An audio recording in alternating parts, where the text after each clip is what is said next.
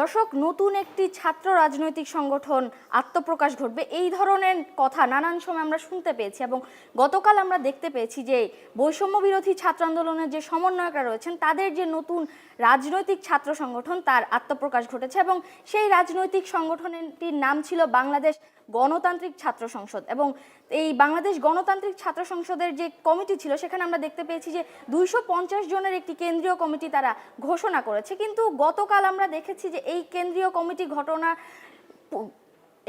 Committee যে ঘোষণা হবে তার পূর্বেই কিন্তু ঢাকা বিশ্ববিদ্যালয়ের মধুর ক্যান্টিনের সামনে কিছু অনাকাঙ্ক্ষিত ঘটনা ঘটেছিল এবং আমরা সেখানে দেখতে পেয়েছি যে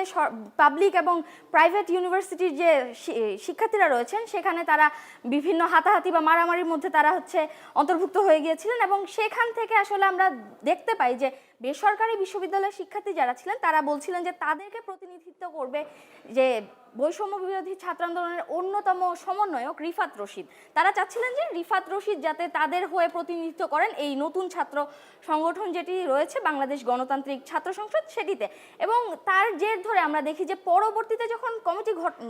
ঘোষণা করা হয় সেখানে আমরা দেখতে পাই যে তারা আসলে রিফাত রশিদকে সিনিয়র যুগ্ম সচিব এই পদটিতে তারা রিফাত রশিদকে দিয়েছিলেন এবং তার ঠিক একদিনের মাথায় অর্থাৎ নতুন যে ছাত্র রাজনৈতিক সংগঠনটি রয়েছে সেটি আত্মপ্রকাশের ঠিক একদিনের মাথায় আমরা দেখতে পেয়েছি যে রিফাত রশিদ তার পদ থেকে সরে এসেছেন এবং তিনি একটি ফেসবুক স্ট্যাটাসের মাধ্যমে কিন্তু ব্যাখ্যা দিয়েছেন যে তিনি ঠিক কী কারণে একদিনের মাথায় এই নতুন যে রাজনৈতিক ছাত্র সংগঠনটি রয়েছে সেটি থেকে পদত্যাগ তিনি করেছেন। এবং আপনাদেরকে আসলে আমি একটু বলতে চাই যে ঠিক কী কারণে তিনি এই পদত্যাগটি করেছেন এবং তার ব্যাখ্যা তিনি ফেসবুক পোস্টের মাধ্যমে এভাবে দিয়েছেন যে প্রথমে তিনি লিখেছেন যে নতুন ছাত্র সংগঠন গণতান্ত্রিক ছাত্র সংসদ এর কেন্দ্রীয় আহ্বায়ক কমিটিতে যুগ্ম সদস্য সচিব হিসাবে আমার নাম ঘোষণা করা হয়েছে। ডিজাইন, এলিগেন্স, বিউটি, সেরা পণ্য সবার জন্য জেভিকো। আমি স্পষ্ট করে বলতে চাই এই কমিটিতে আমার নাম ঘোষণা করার আগে আমার থেকে কনফার্মেশন নেওয়া হয়নি। দফায় দফায় আলোচনা হয়েছিল কিন্তু আলোচনা ফলপ্রসূ হয়নি। ফলত অনুমতি ব্যতীত আমার নাম কমিটিতে রাখায় আমি এই পদত্যাগ থেকে সরে এসেছি। অর্থাৎ তিনি মূল যে ব্যাখ্যাটি দিয়েছেন, মূল যে কারণ দর্শিয়েছেন এই পদত্যাগের পেছনে সেটি হিসেবে তিনি বলছেন যে কমিটি যে ঘোষণা করা হয়েছে তার পূর্বে কিন্তু কোনো প্রকার তার থেকে অনুমতি বা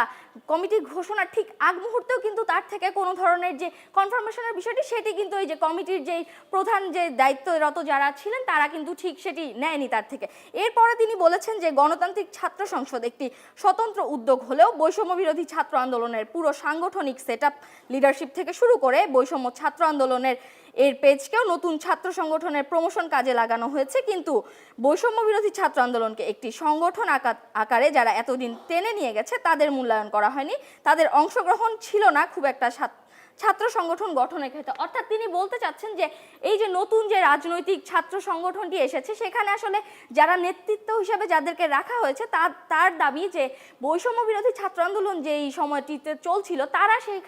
সেইখানে যারা আসলে সেই সময়টিতে যারা নেতৃত্ব দিয়েছিলেন বা যারা টপ লাইনে বা সামনের কাতারে যারা এই আন্দোলনে অংশগ্রহণ করেছেন তাদেরকে কিন্তু এই নতুন ছাত্র সংগঠন গঠনের সময় তাদেরকে গুরুত্ব দেওয়া হয়নি বলে তিনি আসলে ব্যাখ্যা করেছেন। এছাড়া তিনি আরও বলেছেন যে পলিসি ছিল ছাত্র সংগঠন নির্মাণে ঢাবি ক্যাম্পাসকে যারা সংগঠিত করেছে এবং বৈষম্য বিরোধীকে যারা সংগঠিত করেছে তাদের মাঝে টপ 8টি পোস্ট এর লিডারশিপের সমন্বয় করা হবে। পলিসি মেকিংয়ে যে পলিট ব্যুরো তৈরি হবে তারা হবে ঢাবি ও কেন্দ্রের অর্গানোগ্রাম। এক্ষেত্রে প্রাইভেট ইউনিভার্সিটি, ঢাবি ব্যতীত অন্যান্য পাবলিক ইউনিভার্সিটি, 7 কলেজ সহ অন্যান্য কারোই অংশগ্রহণ ছিল না। অর্থাৎ তিনি বলছেন যে এই যে আমরা দেখতে পেয়েছি নতুন যে ছাত্র সংগঠনটি রয়েছে, রাজনৈতিক ছাত্র সংগঠনটি রয়েছে, সেখানে কিন্তু আত্মপ্রকাশের পরে আমরা দেখতে পেয়েছি যে বেসরকারি বিশ্ববিদ্যালয়ের শিক্ষার্থীরা ক্ষোভ প্রকাশ করেছেন যে তাদের বিশ্ববিদ্যালয়গুলো থেকে কিন্তু কোনো প্রতিনিধিত্বকারী এই নতুন যে ছাত্র সংগঠনটিতে রয়েছে সেখানে কিন্তু তাদের কোনো প্রতিনিধিত্বকারী ছিল না। আচ্ছা, রিফাত রশিদও কিন্তু ঠিক সেই কথাটি আসলে তার ফেসবুক স্ট্যাটাসের মাধ্যমে আমাদেরকে জানান দিয়েছেন। তিনি বলছেন যে এই যে পুরো বৈষম্য বিরোধী একটি ছাত্র আন্দোলন ছিল সেখানে আসলে আমরা দেখতে পেয়েছি যে ঢাকা বিশ্ববিদ্যালয় কিংবা চট্টগ্রাম বিশ্ববিদ্যালয় বা অন্যান্য যে সকল পাবলিক ইউনিভার্সিটিগুলি ছিল কিংবা বেসরকারি বিশ্ববিদ্যালয়ের শিক্ষার্থী বা 7 কলেজ সহ সকল ধরনের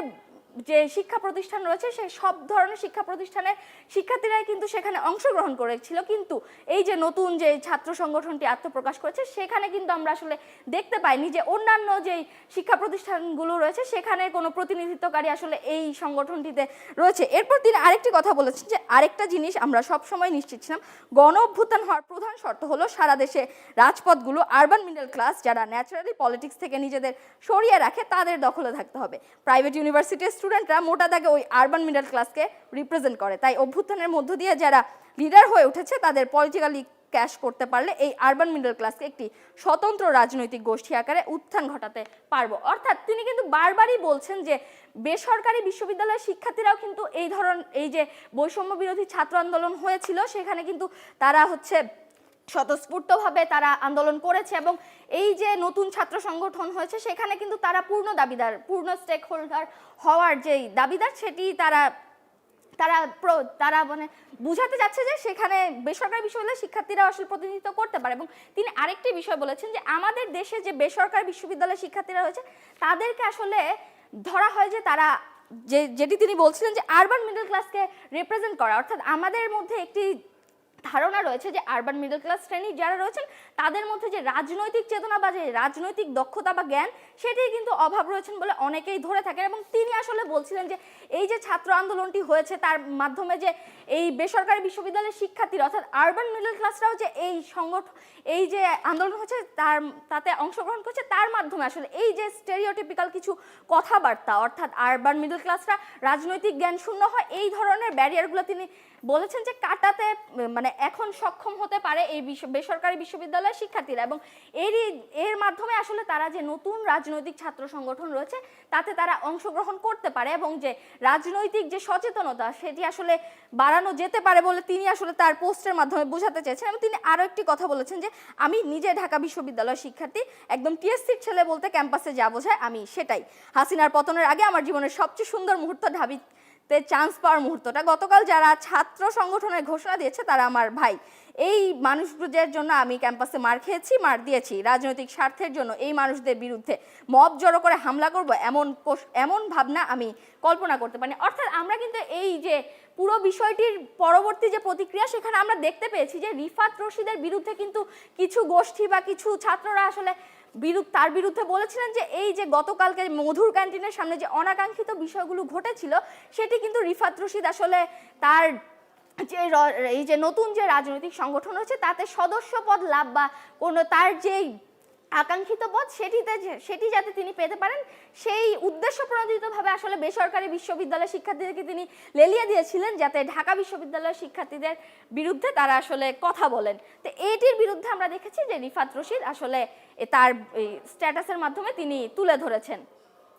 ধরেছেন। এছাড়াও তারপরে তিনি বলেছেন ঢাবি বলি, প্রাইভেট বিশ্ববিদ্যালয় বলি, যারা আহত হয়েছেন তারা আমার ভাই। আমি এই ঘটনার সুস্পষ্ট তদন্ত চাই, যারা জড়িত তাদের উপর সাংগঠনিক ব্যবস্থা গ্রহণের আহ্বান জানাচ্ছি গণতান্ত্রিক ছাত্র সংসদের নেতৃবৃন্দকে। অর্থাৎ পদত্যাগের পরে তিনি আসলে বলছেন যে গতকালকে যে অনাকাঙ্ক্ষিত ঘটনাটি মধুর ক্যান্টিনের সামনে ঘটেছিল সেটির সাথে তার কোনো আসলে যোগসাজশ নেই এবং তিনি বলছেন যে এই যে অনাকাঙ্ক্ষিত ঘটনাটি ঘটেছে তিনি এর বিরুদ্ধে আসলে পুরোপুরি সুষ্ঠু তদন্ত তিনি চান এবং যে নতুন ছাত্র সংসদ যেটি গঠিত হয়েছে সেটির নেতৃবৃন্দ যারা রয়েছেন তাদের কাছে তিনি আসলে সুপারিশ করছেন যাতে গতকালের অনাকাঙ্ক্ষিত ঘটনাটির সুষ্ঠু একটি তদন্ত হয়। এছাড়াও দর্শক আপনারা জানেন যে আগামীকাল কিন্তু নতুন যে রাজনৈতিক যে দলটি সেটি কিন্তু আনুষ্ঠানিকভাবে আত্মপ্রকাশ হওয়ার কথা রয়েছে। এর মধ্যে আমরা আসলে জানতে পেরেছি যে এই যে নতুন যে রাজনৈতিক সংগঠনটি রয়েছে তার যে শীর্ষ 6 নেতার কথা আমরা আসলে আপনাদেরকে জানিয়ে দিয়েছি। সেখানে আহ্বায়ক হিসেবে আছেন নাহিদ ইসলাম এবং উত্তরাঞ্চলের মুখ্য সংগঠন হিসেবে যেখানে সার্জিস আলম রয়েছে এবং দক্ষিণাঞ্চলের মুখ্য সংগঠক হিসেবে রয়েছেন হাসনাত আবদুল্লাহ। এছাড়া বাকি 6 জনের নাম আসলে আমরা আপনাদেরকে জানিয়েছি এবং এই যে নতুন যে রাজনৈতিক সংগঠনটি হবে সেটি আসলে আনুষ্ঠানিকভাবে আগামীকাল রাজধানী মানিক মিয়া এভিনিউতে তারা আসলে আনুষ্ঠানিকভাবে শপথ নেবেন বলে তারা জানিয়েছেন। দর্শক।